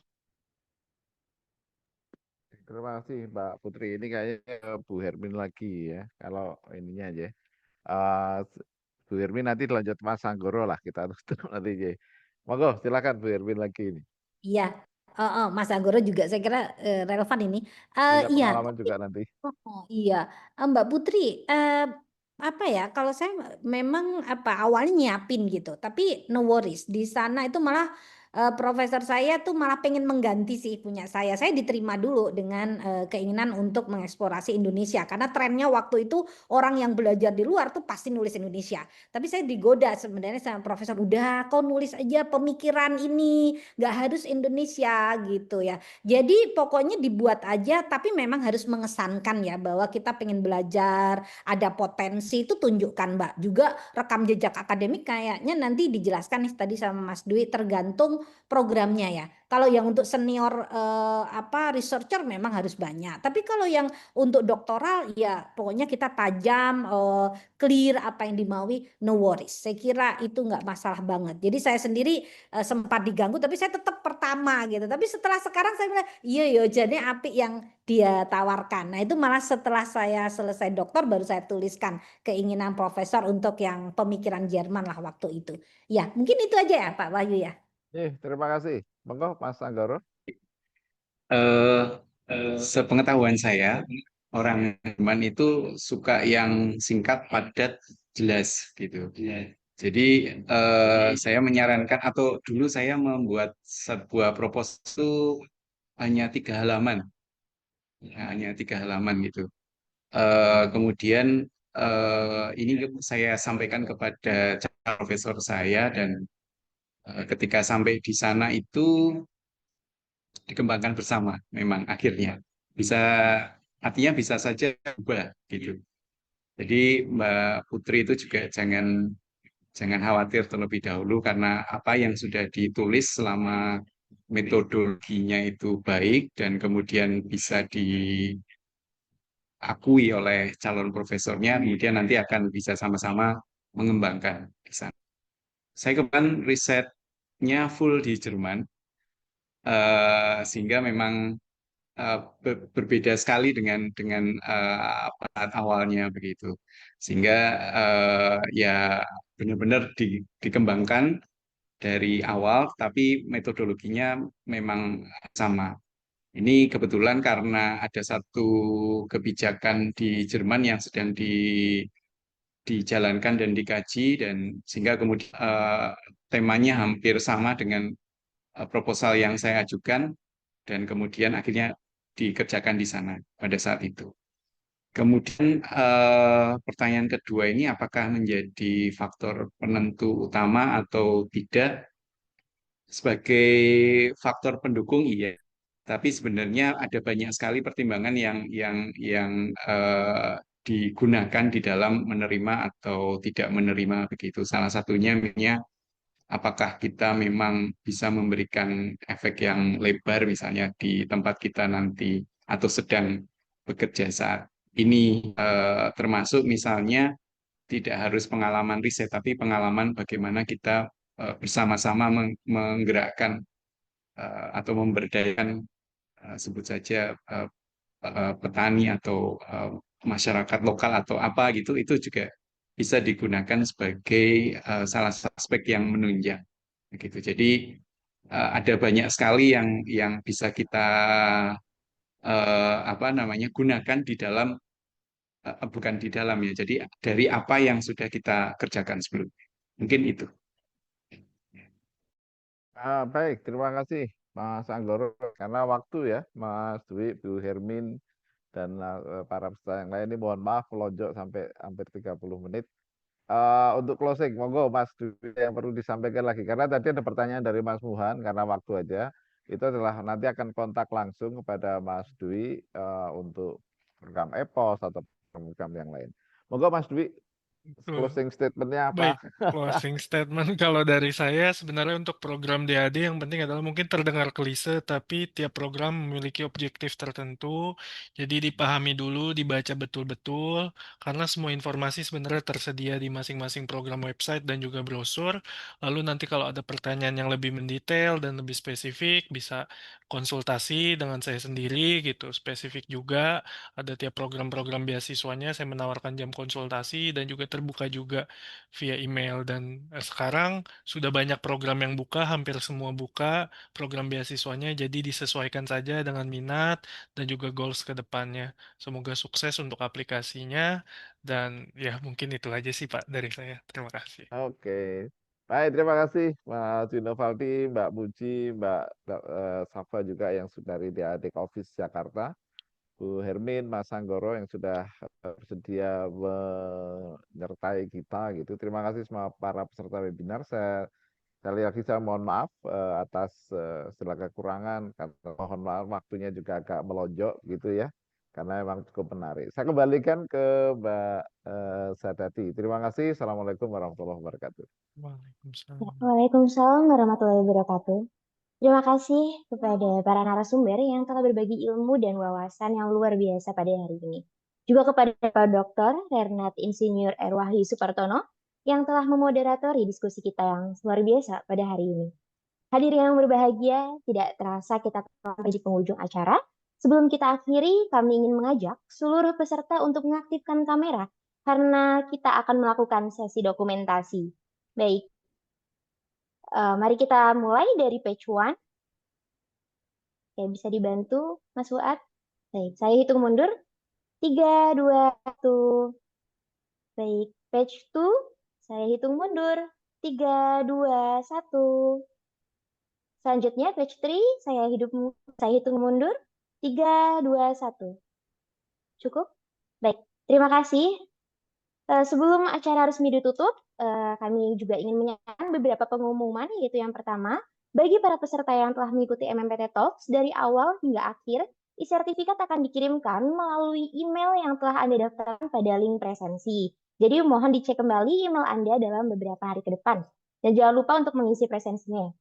Kemudian yang kedua, kami juga ingin menginformasikan bahwa bagi yang berminat untuk bergabung di program studi Magister Manajemen Pendidikan Tinggi Universitas Gadjah Mada, dibuka untuk penerimaan mahasiswa baru semester genap tahun ajaran 2025-2026. Untuk informasi lebih lanjut, silakan kunjungi situs web kami di mmpt.pasca.ugm.ac.id atau hubungi kami melalui media sosial Instagram @mmpt.ugm. Kemudian jangan lupa untuk pantau terus informasi MMPT Talk selanjutnya dengan mengikuti media sosial MMPT UGM. Demikianlah seluruh rangkaian acara webinar MMPT Talks pada hari ini. Kami ucapkan terima kasih kepada pembicara, moderator, serta seluruh peserta dan panitia yang telah berpartisipasi. Semoga apa yang telah disampaikan dapat memberikan manfaat dan inspirasi bagi kita semua. Saya, Adinda Zerati Nabila, mewakili pihak penyelenggara. Mohon maaf apabila terdapat kekurangan dan kesalahan selama proses acara berlangsung. Kami pamit undur diri. Wassalamualaikum warahmatullahi wabarakatuh. Sampai jumpa.